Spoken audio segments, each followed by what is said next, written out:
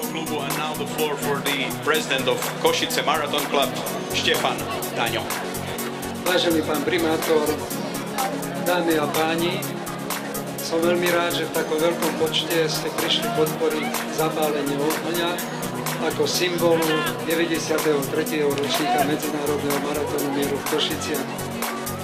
Vážení Košiciania, dovoľte mi, aby som vám oznámil jednu veľmi radostnú správu, i keď je to už trojtýždňová, ale aj vďaka vám, aj vašej podpore a všetkým tým fanúšikom, ktorí prídu povzbudiť jednotlivé ročníky maratónu, sme obdržali Európsku cenu Fair Play za rytierstvo, za porozumenie medzi národmi a za upevňovanie a prispievanie k mieru.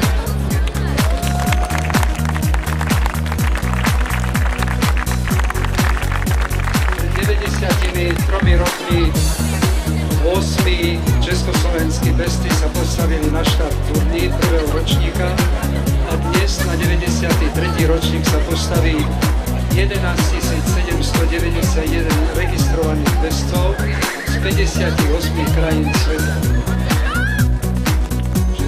Účastníkov maratónov a vytvorili ten klasický, košický, príjemný deň a ovzdušie, že budete podporovať každého, ktorý bude na trati, či dobehne prvý, alebo príde medzi poslednými. Ďakujem vám za pozornosť.